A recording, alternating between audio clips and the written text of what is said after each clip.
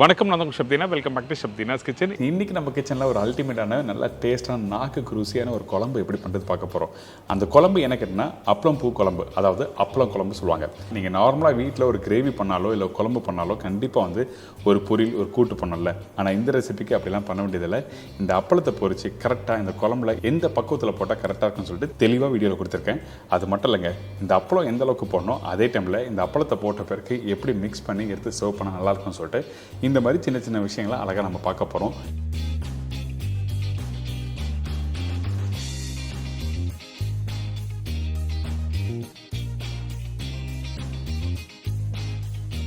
இதோட கொள்ளு ரசம் வந்து எதுக்காக பர்டிகுலராக நம்ம சாப்பிட்றோம் கேட்டால் வெயிட் லாஸ் பண்ணுறவங்களுக்கு கொஞ்சம் நாக்கு ருசியாக இருக்கணும். அதாவது எப்பவுமே வந்து கம்மியான ஃபுட்டு அளவோட ஃபுட்டு இருப்பாங்களா, அந்த டைமில் கொஞ்சம் நாக்கு ருசியாக இருக்கணும்னா கொள்ளு ரசம் நீங்கள் சாப்பிட்டு பார்க்கலாம். அந்தளவுக்கு ஒரு அருமையான ரெசிபி தான் இன்றைக்கி நம்ம பார்க்க போகிறது. ஃபஸ்ட்டு இந்த அப்பளம் குழம்புக்கு தேவையான பொருட்கள் பார்த்தலாமா? அப்பளம் 6-7 நம்பர், சின்ன வெங்காயம் 25-30 நம்பர், தக்காளி 1 நம்பர், காய்ந்த மிளகாய் 4-5 நம்பர், பூண்டு 15-20 நம்பர், புளி ஒரு பெரிய லெமன் சைஸ், தேங்காய் 4 வத்தை, மஞ்சத்தூள் 1/4 டீஸ்பூன், குழம்புத்தூள் 1 டேபிள் ஸ்பூன், கருவேப்பிலை தேவையான அளவு, கொத்தமல்லி தேவையான அளவு, சீரகம் தாளிப்புக்கு தேவையான அளவு, கடுகு 1/4 டீஸ்பூன், உப்பு தேவையான அளவு, எண்ணெய் சமைக்கிறதுக்கு தேவையான அளவு. இதாங்க இந்த ரெசிபிக்கு தேவையான பொருட்கள். ஃபஸ்ட்டு நம்ம என்ன பண்ணுறோன்னா, இந்த குழம்புக்கு தாளிச்சிட்டு நம்ம குழம்பு ஸ்டார்ட் பண்ண போகிறோம். நீங்கள் நார்மலாக வீட்டில் குருமா பேஸ்லையோ இல்லை கூட்டு பேஸ்லையும் பண்ணியிருப்பீங்க. ஆனால் குழம்பு ஸ்டைலில் பண்ணும்போது அந்த புளிப்பு காரத்தோட அப்பளம் தொட்டு சாப்பிட்றதுக்கு அந்தளவுக்கு அருமையாக இருக்கும். அதனால் நம்ம என்ன பண்ணுறோம், கொஞ்சமாக எண்ணெய் சூடான பிறகு கடுகு, சீரகம், பூண்டு, காஞ்ச மிளகாய், பச்சை கருவேப்பிலை இதெல்லாம் போட்டு தாளிப்பாக போட்டிருக்கோம். இதுதான் பேசிக்கான ஒரு தாளிப்பு. இந்த இடத்துல சின்ன வெங்காயம் போட்டிருக்கேன். இந்த சின்ன வெங்காயம் 25-30 நம்பர் வெங்காயம் சொல்லியிருக்கேன். தாராளமாக நீங்கள் போடலாம். இந்த வெங்காயம் வதங்கி முடிச்ச பிறகு தான் தக்காளி போடுறோம்.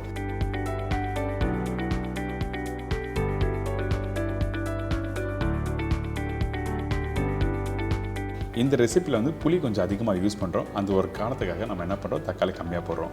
தக்காளி அதிகமாக யூஸ் பண்ணால் கண்டிப்பாக டேஸ்ட் மாறும். புளிப்போட தன்மை வந்து புளியில் தான் இருக்கணும். அதனால் தக்காளி கம்மியாக போட்டிருக்கேன். சரிங்களா?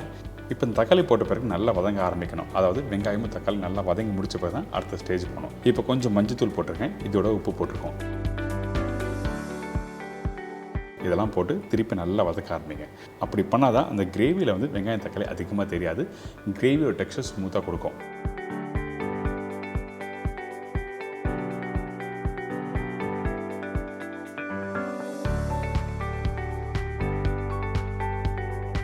இப்போ பார்த்தீங்களா, இந்த வெங்காயம் தக்காளி பூண்டு நல்லா வதங்கியிருக்கு. இதுக்கு பிறகு நம்ம என்ன பண்ணுறோன்னா குழம்புத்தூள் யூஸ் பண்ணுறோம். இந்த குழம்புத்தூள் எப்படி பண்ணுறது சொல்லி நம்ம சேனலில் ஆல்ரெடி போட்டிருக்கேன். அந்த குழம்புத்தூள் நீங்கள் யூஸ் பண்ணிக்கலாம். அப்படி குழம்புத்தூள் இல்லாதவங்க நீங்கள் மிளகாத்தூளும் தனியாத்தூளும் யூஸ் பண்ணலாம். அப்படி யூஸ் பண்ணும்போது மிளகாத்தூள் எவ்வளோ போடணும் கேட்டால் 3/4 டேபிள் ஸ்பூன் மிளகாத்தூள், தனியாத்தூள் 1 டேபிள் ஸ்பூன். இப்போ இந்த மசாலாவை நல்லா மிக்ஸ் பண்ணுறோம். மிக்ஸ் பண்ணி முடித்த பிறகு கொஞ்சமாக தண்ணி ஊற்றி குக் பண்ண ஆரம்பிக்கிறோம்.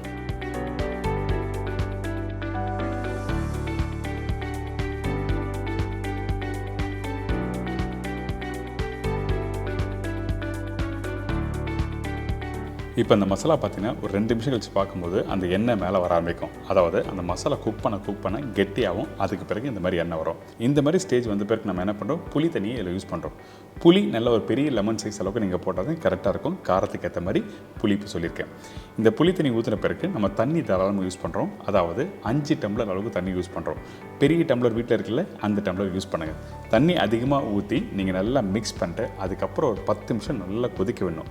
அப்போ தான் இந்த குழம்பு வந்து நல்லா கொஞ்சம் திக்கான ஒரு டெக்ஸ்சர் வரும். அதே டைமில் அந்த புளிப்போட பச்சை வாசனை இருக்காது, புளிப்போட பச்சை டேஸ்ட்டும் இருக்காது. இப்போ நல்லா கொதிச்சு வருது பார்த்தீங்களா, இந்த மாதிரி தான் கொதிச்சு வரணும்.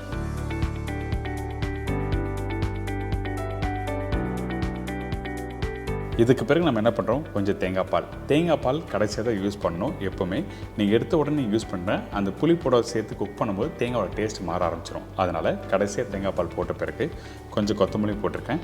இதுக்கு பிறகு கொஞ்சம் லைட்டாக நல்லா மிக்ஸ் பண்ணுங்கள். மிக்ஸ் பண்ண பிறகு கொதிச்சு வரும். இந்த மாதிரி கொதித்து வரும்போது ஒரு மூடி போட்டு கரெக்டாக ஒரு 4லேருந்து 5 நிமிஷம் கழிச்சு ஓப்பன் பண்ணி பார்த்தீங்கன்னா ரெடி ஆகிடும் இந்த கிரேவி. அதே டைமில் நம்ம சைடில் அப்பளத்தை பொரிச்சு எடுத்துடலாம்.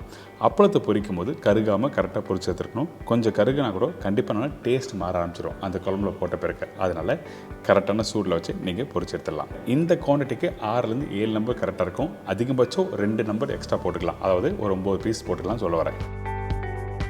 அப்பளம் நல்லா பொரிச்சு முடிச்ச பிறகு எண்ணெய் சுத்தமாக இருக்கக்கூடாது. இதுக்கு பிறகு இந்த குழம்பு ஓப்பன் பண்ணி பார்த்தீங்கன்னா குழம்போட டெக்ஸ்சர் கரெக்டாக ஓரளவுக்கு வந்திருக்கும். அதாவது அந்த குழம்பு வந்து கொஞ்சம் திக்காக வந்திருக்கும். நீங்கள் வீட்டில் பண்ணும்போது தெரியும், கரெக்டாக ஒரு 10 நிமிஷம் கொதிக்க விட்டு எடுத்திங்கன்னா இந்த மாதிரி டெக்ஸ்சர் வந்திருக்கும்.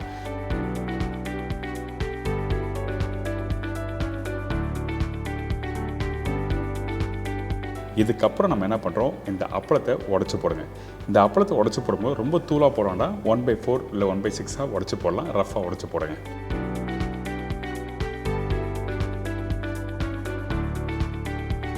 இதுக்கு பிறகு அந்த குழம்பு அப்பளத்தை நல்லா மிக்ஸ் பண்ணிட்டு இதோட கொஞ்சம் கொத்தமல்லி போட்டு எடுத்து சர்வ் பண்ணால் ஒரு சூப்பரான அப்பளம் குழம்பு ரெடி.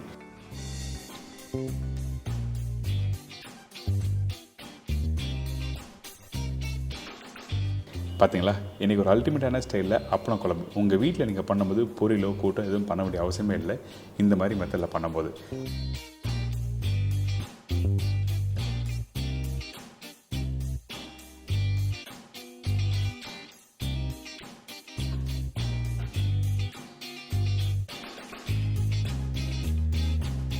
இதோட ஒரு அருமையான கொள்ளு ரசம் எப்படி பண்ணுறது பார்க்க போகிறோம். இந்த கொள்ளு ரசத்துக்கு தேவையான பொருட்கள் பார்த்தலாமா?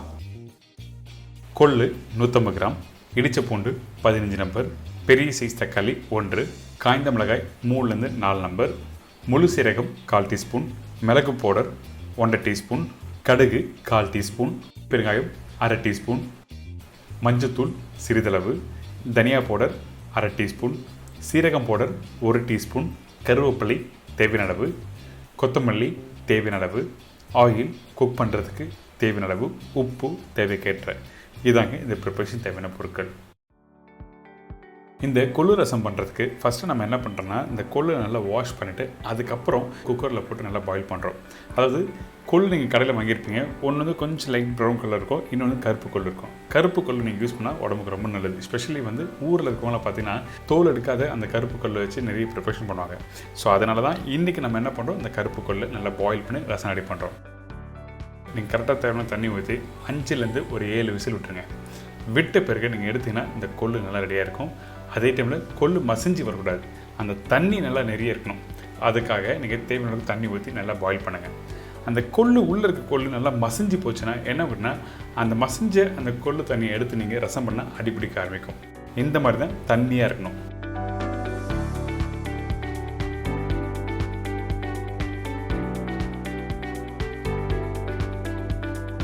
இந்த தண்ணி எடுத்து ரசத்துக்கு யூஸ் பண்ணுறோம். ஆனால் இந்த கொள்ளு என்ன பண்ணுறது சொல்லி நிறைய பேர் கேட்பாங்க. இதை சுண்டலாம் நீங்கள் வீட்டில் அவிச்சு சாப்பிட்லாம். அப்படி இல்லைன்னா கொஞ்சம் கடுகு, பெருங்காயம், வெங்காயம், உப்பு, நெய், கொத்தமல்லி, பூண்டு இதெல்லாம் போட்டு நல்லா குக் பண்ணிட்டு நீங்கள் சாப்பிட்டீங்கன்னா சூப்பராக இருக்கும். சப்பாத்திக்கு ஸ்பெஷல் நல்லாயிருக்கும். ஒன்று சுண்டலாக சாப்பிட்லாம், அப்படிலாம் இந்த மாதிரி கறி செஞ்சு சாப்பிட்லாம். இப்போது அந்த கொள்ளு தண்ணியை வச்சு எப்படி ரசம் பண்ணுறது பார்ப்போம். இந்த மண்சட்டில் கொஞ்சமாக எண்ணெய் ஊற்றி நீங்கள் குக் பண்ணுங்கள். ஏன் கேட்டிங்கன்னா ரசம் முடித்த பிறகு எண்ணெய் மேலே மிதங்கும், அதனால தான் கொஞ்சமாக எண்ணெய் ஊற்றிருக்கேன். இதுக்கு பிறகு கடுகு, சீரகம், காஞ்ச மிளகாய், பூண்டு, கருவேப்பிலை இதெல்லாம் போட்டு நல்லா தாளிச்சிருங்க.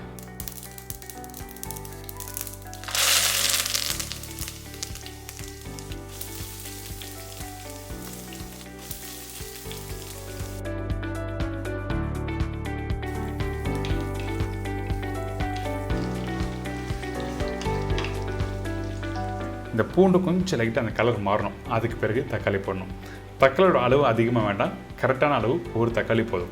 இந்த ரசம் நீங்கள் குறைஞ்சபட்சம் ஒரு 3லேருந்து 4 பேர் நீங்கள் சாப்பிட்லாம். அதனால தான் கரெக்டான ரேஷியோவில் உங்களுக்கு சொல்லியிருக்கேன். இந்த தக்காளி போட்ட பிறகு நல்லா வதங்கணும். அதே டைமில் மஞ்சத்தூள், உப்பு, தனியா பவுடர். தனியா பவுடர் எதுக்காக யூஸ் பண்ணுற கேட்டிங்கன்னா, அந்த மிளகு சீரகம் யூஸ் பண்ணுற இடத்துல தனியாத்தூள் போட்டால் நல்லாயிருக்கும். நிறைய பேர் ஹோட்டலில் பார்த்தீங்கன்னா மிளகு பவுடரும் சீரகம் பவுடரும் ரொம்ப கம்மியாக யூஸ் பண்ணுவாங்க. ஏன் கேட்டிங்கன்னா மிளகும் சீரகம் காசு அதிகம். அதனால் நம்ம என்ன பண்ணுவாங்கன்னா, நிறைய பேர் அந்த பச்சை மிளகா காரத்துக்கு போட்டுருவாங்க, சில்லி பவுடரும் காரத்துக்கு போட்டுருவாங்க. நீங்கள் வீட்டில் பண்ணும்போது அப்படி பண்ணாதீங்க. ரசம் சொன்ன உடனே வெறும் மிளகு, சீரகம், புளி, பூண்டு இதுதான் ரொம்ப இம்பார்ட்டன்ட். இப்போ தனியாத்தூள்லாம் போட்டுருப்போம்ல, போட்ட பிறகு இந்த தக்காளி நல்லா வதக்குங்க. வதக்கி முடித்த பிறகு கொஞ்சமாக தண்ணி ஊற்றி அந்த தக்காளி நல்லா குக் பண்ணுறோம்.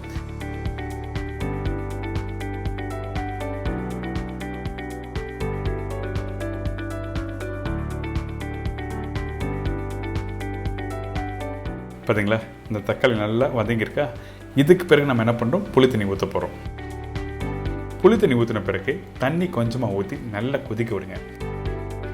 புளி தண்ணி போட்ட பிறகு நல்லா கொதிச்சு வரணும், அந்த பச்சை வாசனை போடணும். கடைசியாக தண்ணி ஊற்றின பிறகு நம்ம மிளகு சீரகம் அந்த பெருங்காயம் போடும் பார்த்தீங்களா, அந்த ஸ்டேஜில் கொதிச்சதுன்னா உங்களுக்கு மிளகு சீரகம் வந்து கீழே இறங்கிடும். அதனால தான் கொதிக்கக்கூடாது சொல்லுவாங்க கடைசியான ஸ்டேஜில். இப்போது இந்த புளி தண்ணி போட்ட பிறகு நல்லா கொதிச்சிருக்கு. அந்த பச்சை வாசனை போன பிறகு கொள்ளு தண்ணி.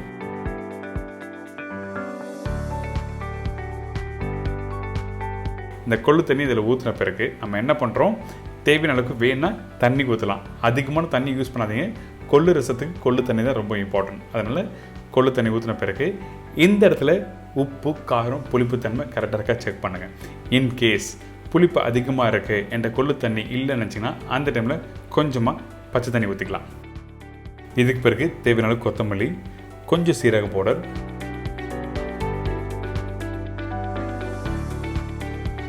அதுக்கப்புறம் மிளகு பவுடர்,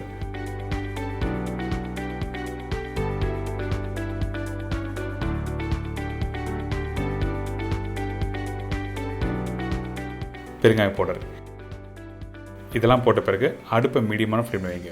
ஹை ஃப்ளேமில் வைக்கக்கூடாது. ஏங்கிட்டனா ரசம் இதுக்கு மேலே கொதிச்சதுன்னா உங்களுக்கு அந்த டேஸ்ட் போய்டும், நல்லா இருக்காது.